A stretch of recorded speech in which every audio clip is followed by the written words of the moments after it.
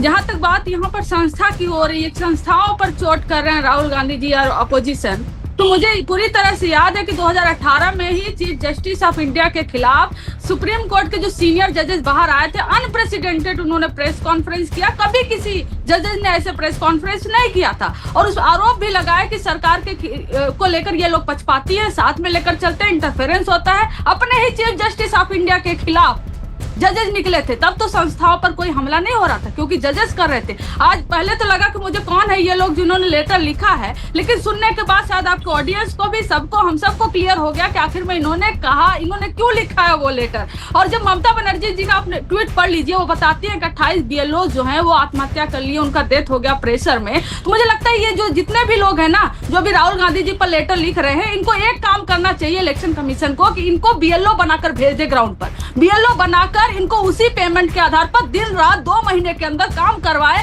तब इनको समझ में आएगा कि SIR आखिर में हो क्यों रहा है और क्यों करवाया जा रहा है और कैसे करवाया जा रहा है। चिट्ठी लिख देना बैठकर बहुत आसान काम है। और ऐसे ही आपको याद है कि जब CA/NRC हो रहा था तो IAS ऑफिसर ने, IPS ऑफिसर ने रिजाइन मार दिया था। 2015 में छत्तीसगढ़ में मोदी जी को एक IAS ऑफिसर चश्मा पहन के चला जाता है, उनको रिसीव करने, उसको समन कर लिया जाता है। कितना इस देश में अधिकारियों की इज्जत की है प्रधानमंत्री नरेंद्र मोदी जी, वो सब देख रहे हैं। समस्या ये है कि बस ज्ञानेश कुमार गुप्ता जी को बचाने की योजना चल रही है। अरे इनके लेटर लिख देने से इलेक्शन कमीशन ऑफ इंडिया के ऊपर जो सवाल उठ रहे हैं कि आप ही मानिए ना, अभी अनुप्रिया जी हैं, असिस्टेंट प्रोफेसर का इंटरव्यू हुआ था और कई सारे स्कीम चल रहे थे जो नीतीश कुमार जी के, सारे के सारे MCC की वजह से होल्ड कर दिए गए थे। आखिर में ऐसा क्यों हुआ कि 10,000 रुपए को होल्ड नहीं किया गया और फर्स्ट फेज के पहले और सेकंड फेज के पहले पैसे अकाउंट में भेजे गए? क्या किसी अधिकारी ने, रिटायर्ड अधिकारी ने या किसी भी ऑफिसर ने लिखा इसके खिलाफ कि ऐसा नहीं होना चाहिए? और सेम अगर वेस्ट बंगाल में ममता